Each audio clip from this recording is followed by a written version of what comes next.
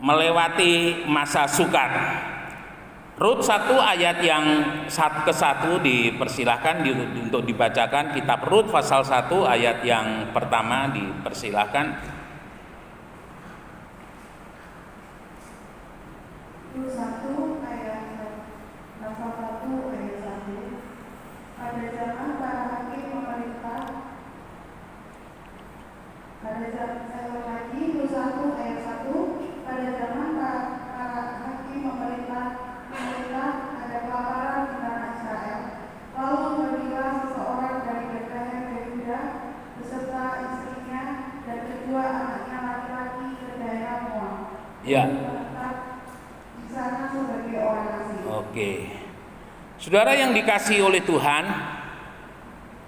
menarik kisah daripada Rut ini karena rupanya pada masa itu ketika terjadi kelaparan, jadi bisa jadi ini kekeringannya sudah lama, kekeringan yang mungkin tidak setahun 2 tahun, mungkin bisa beberapa tahun begitu sampai mengakibatkan kelaparan, dalam arti tidak ada lagi tanaman yang bisa ditanam di sana. Bukan satu hal yang salah yang dilakukan oleh Naomi dan keluarganya untuk berikhtiar pergi ke Moab, ya. Karena kondisi kelaparan kalau tidak segera diatasi maka itu bisa membawa kepada kematian. Dan di sini dikisahkan bahwa orang-orang Israel ketika terjadi kelaparan pada waktu itu bisa jadi mereka pergi ke tempat yang lain untuk boleh mendapatkan makanan. Tetapi dalam kitab Rut ini Naomi mungkin yang paling antik di antara semuanya, paling istimewa di antara semuanya. Mengapa demikian? Karena Naomi dia pergi bukan ke tempat yang disetujui oleh Tuhan, tetapi justru Naomi pergi ke Moab, tempat yang tidak disetujui oleh Tuhan, ya. Karena boleh dikatakan orang-orang Moab ini adalah musuh dalam selimut. Ketika bangsa Israel keluar dari Mesir, mereka seringkali mengganggu orang-orang tua yang ada di barisan belakang, orang-orang yang tidak kuat berjalan di bagian belakang untuk mereka rampas dan mereka bunuh. Sehingga Tuhan memberikan perintah untuk bangsa Israel tidak berhubungan dalam bentuk apapun juga dengan orang-orang Moab. Tetapi justru yang dilakukan oleh Naomi dan keluarganya, mereka pergi ke tempat itu. Saudara bisa bayangkan yang dilakukan oleh Naomi itu sangat-sangat menyedihkan, ya, sangat-sangat membuat Tuhan itu marah. Karena yang sudah dilarang, yang sudah Tuhan tidak boleh, tetapi justru dilanggar oleh Rut, oleh Naomi. Ini yang membuat mereka, saya katakan, begitu istimewa karena pelanggarannya. Nah, Bapak Ibu Saudara yang dikasihi oleh Tuhan, mengapa keluarga Naomi sampai senekat itu? Saya yakin bahwa mereka melihat bahwa Moab itu mungkin jarak yang tidak terlalu jauh dengan Bethlehem, sehingga mereka sudah perhitungkan dengan waktu yang ada mereka di Moab dan mereka boleh selamat. Tetapi kisah daripada Naomi menjadi menarik karena Moab yang menjadi impian mereka, Moab yang menjadi masa depan mereka, tidak mereka dapat. Ketika Naomi balik lagi ke Bethlehem, Naomi bilang, dengan tangan penuh aku pergi, dengan tangan kosong aku kembali. Tuhan telah menimpakan marah, Tuhan telah menimpakan yang pahit atasku. Itu yang dikatakan oleh Naomi. Karena selama berada di Moab beberapa tahun, bukannya Naomi semakin bertambah kaya, tetapi justru Naomi bertambah miskin. Suaminya mati, kedua anaknya mati, dan dia tidak punya apa-apa. Kemudian dia kembali kepada Bethlehem. Saudara yang dikasihi oleh Tuhan, kita mau mencoba merenung sejenak apa yang dialami oleh Naomi ketika dia berada di Bethlehem dan ketika dia berada di Moab. Kekeringan yang ada di Bethlehem, kalau boleh saya katakan, adalah kekeringan yang tidak, kelaparannya tidak sampai membuat orang mati. Ya, saya yakin ketika yang Tuhan lakukan atas bangsa Israel dengan Elia, saat Elia berhadapan dengan Ahab dan Isabel, di sana Elia meminta kepada Tuhan tidak menurunkan hujan, dan itu hanya berlangsung selama 3 tahun. Ya, lalu kemudian hujan turun kembali. Dengan kata lain, ketika saya coba membandingkan dengan peristiwa daripada Naomi ini, artinya ketika dia bertahan di Bethlehem, pasti ada waktu di saat yang Tuhan mau lakukan, Tuhan akan membuat Bethlehem itu kembali menjadi tempat yang subur, menjadi tempat yang memberikan kehidupan. Tetapi Naomi tidak mau menunggu untuk setia di Bethlehem. Dia justru meninggalkan Bethlehem dan pergi ke Moab. Saudara, ketika Naomi berada di Moab, Naomi sudah tidak ada lagi di dalam perjanjian dengan Tuhan. Perjanjian penyertaan, perjanjian perlindungan, perjanjian pertolongan, dan perjanjian berkat itu tidak ada lagi dalam kehidupan Naomi dan keluarganya. Dan di sini kita bisa melihat yang dialami oleh Naomi adalah dari satu kegagalan kepada kegagalan. Nah, ini bisa kita simpulkan bahwa yang membuat hidup daripada orang percaya itu tahan menghadapi kesulitan, menghadapi kesukaran adalah adanya campur tangan Tuhan yang ada di dalam hidupnya. Ini nggak bisa dipungkiri. Ketika campur tangan Tuhan itu ada dalam kehidupan seseorang, apapun yang dia alami, apapun yang terjadi dalam hidupnya, Tuhan selalu akan menyertai, Tuhan akan selalu melindungi. Minim dia akan mampu bertahan, dan yang pasti dia pasti akan menang ketika ada penyertaan Tuhan yang terjadi di dalam kehidupannya. Nah, Bapak Ibu Saudara sekalian yang dikasihi oleh Tuhan, kita teringat akan apa yang disampaikan oleh Mazmur pasal pertama ayat yang kedua dan yang ketiga, yang kesukaannya ialah melakukan perintah Tuhan dalam terjemahan Indonesia, bahasa Indonesia masa kini itu kalau tidak salah, dan merenungkan firman-Nya siang dan malam. Ia seperti pohon yang ditanam di tepi aliran air, yang tidak pernah layu daunnya dan selalu berbuah pada musimnya. Saudara bisa lihat di sini gambarannya orang yang hidupnya dekat dengan Tuhan. Seperti pohon yang ditanam di tepi aliran air, nggak jauh dengan segala sumber kehidupan. Orang percaya yang hidupnya dekat dengan Tuhan. Karena ada banyak orang Kristen yang hidupnya tidak dekat dengan Tuhan. Ya, saya selalu mengingatkan bahwa hidup kita sebagai orang Kristen itu jangan hidup iman kita itu hidup transaksional. Mau setia, mau melayani kalau diberkati. Tetapi kalau tidak diberkati, tidak ditolong, setianya ditunda. Setianya ibadah, setianya melayani, setianya persekutuan doa ditunda untuk sementara waktu. Nah, saudara, ini sebuah kesalahan yang fatal. Orang benar, orang percaya itu hidup oleh karena iman. Artinya ketika kita menghadapi kesulitan dan kesukaran, tidak boleh mengurangi kesetiaan kita kepada Tuhan. Ya, itu sebagai tanda iman kita. Kita ketika menghadapi masalah persoalan tetap setia melayani, tetap setia ibadah, tetap setia persekutuan, karena kita mengimani bahwa pada waktunya Tuhan pasti memberkati dalam kehidupan kita. Ini yang harus terjadi. Jangan jadi Kristen transaksional. Kalau Tuhan berkati saya setia, kalau Tuhan tolong saya setia, itu salah besar. Nggak boleh seperti itu. Tetapi justru ketika kita menghadapi kesukaran, menghadapi kesulitan, kita berpegangannya kepada Tuhan itu semakin kuat, semakin erat. Ini yang harus terjadi. Nah, dari Mazmur 1 ayat yang kedua dan yang ketiga tadi kita boleh mendapati bahwa di dalam kehidupan kita seperti pohon yang ditanam di tepi aliran air, kehidupan orang percaya yang selalu dekat dengan Tuhan, dia nggak peduli itu musim panas, dia nggak peduli itu musim hujan, dia nggak peduli dengan apapun juga yang terjadi sekitarnya.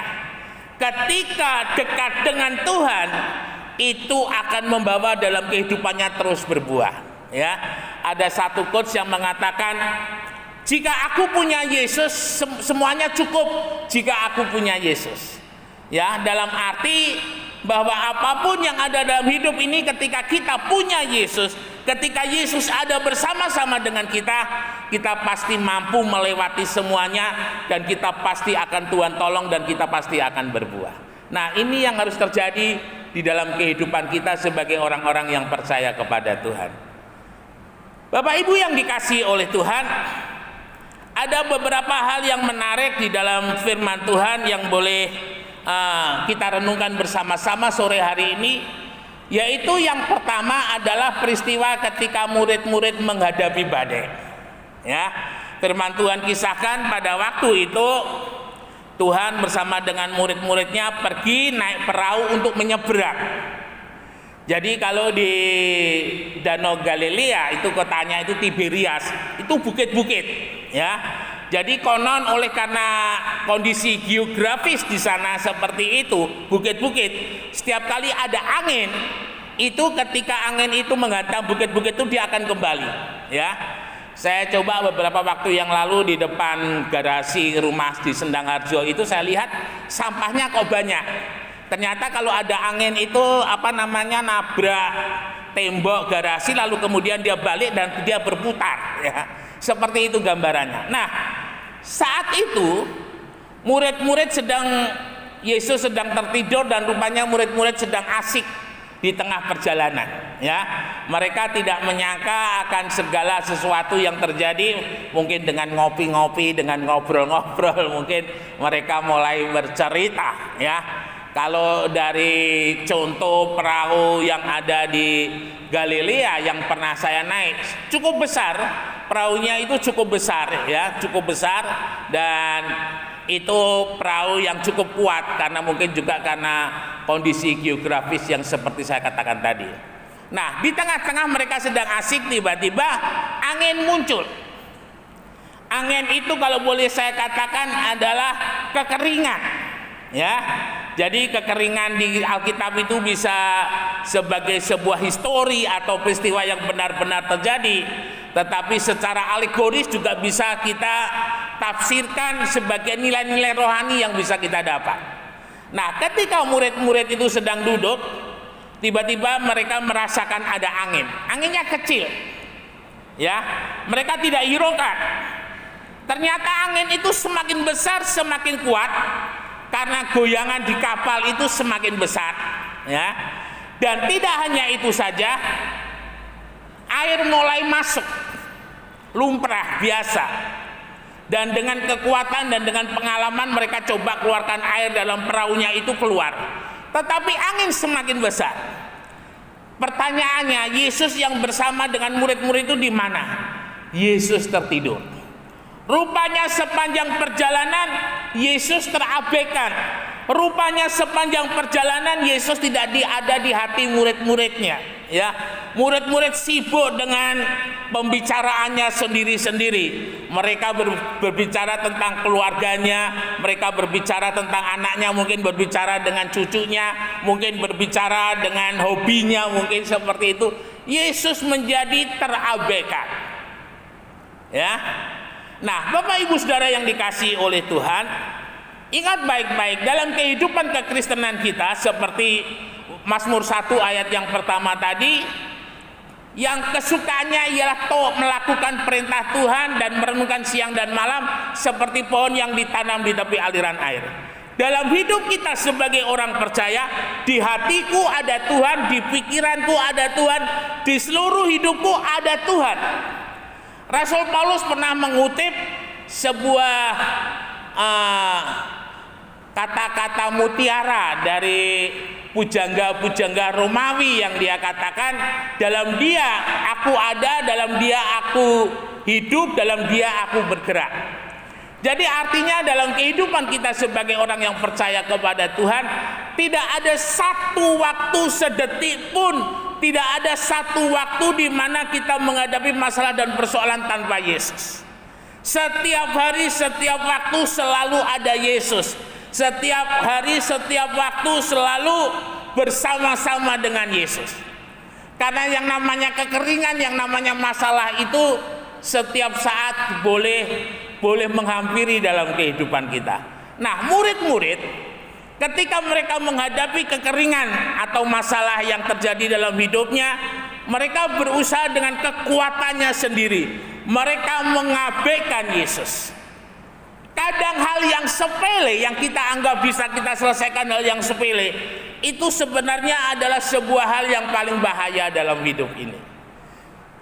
Secara pribadi saya tidak pernah memilah ini masalah besar atau masalah kecil. Bagi saya semua masalah, semua persoalan itu harus dihadapi dengan serius, harus dihadapi dengan pertimbangan yang baik, dihadapi dengan pertimbangan yang sungguh dengan pimpinan Tuhan.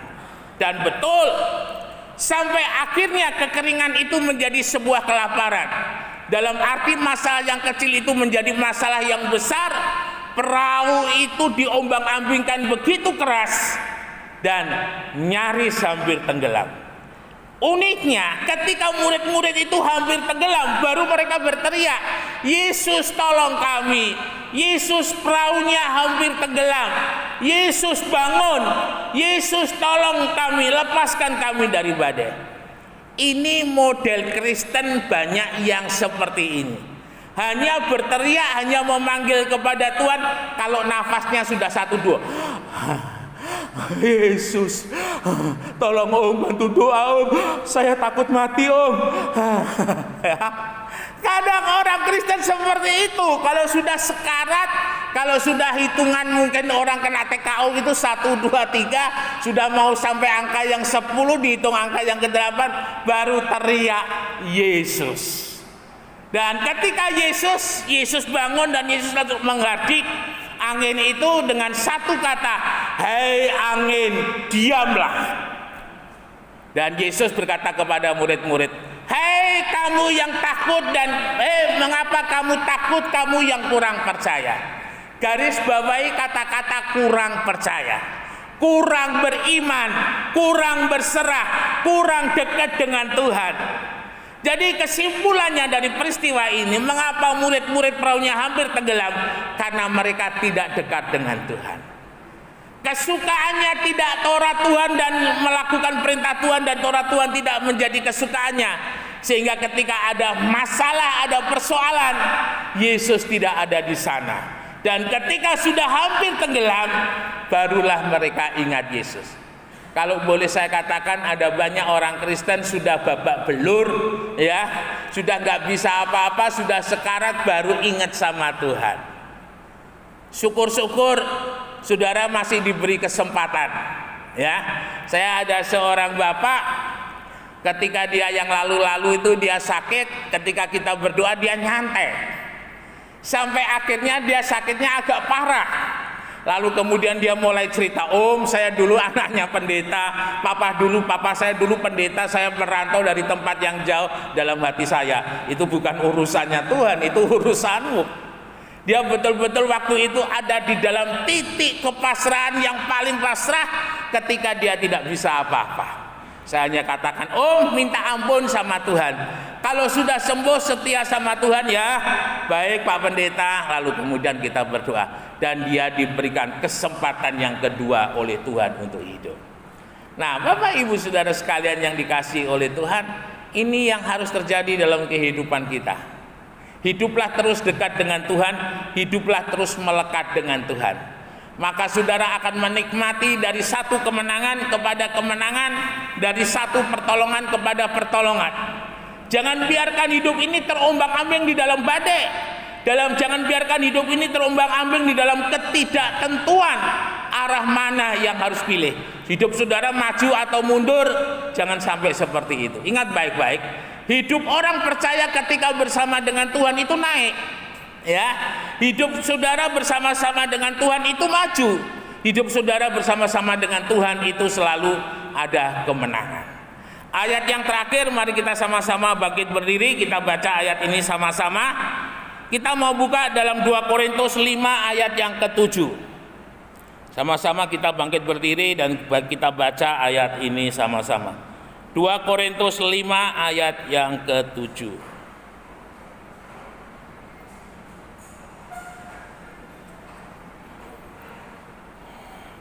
Ya, sudah ketemu semua. Kita baca sama-sama ya. 2 Korintus pasal 5 ayat yang ke-7. 1, 2, 3. Sebab hidup kami ini adalah hidup karena percaya, bukan karena melihat. Ulangi. Sebab hidup kami ini adalah hidup karena percaya, bukan karena melihat. Kadang Tuhan izinkan antara kenyataan dan kebenaran itu tidak sama. Kenyataannya seringkali mustahil, kenyataannya seringkali tidak mungkin, kenyataannya seringkali sulit, kenyataannya seringkali sukar. Tetapi kebenarannya bagi Yesus tidak ada yang mustahil. Amin firman Tuhan. Kita sama-sama bangkit berdiri dan kita tundukkan kepala. Kita naikkan pujian WL Singer, ya Tuhan ku percaya, aku percaya.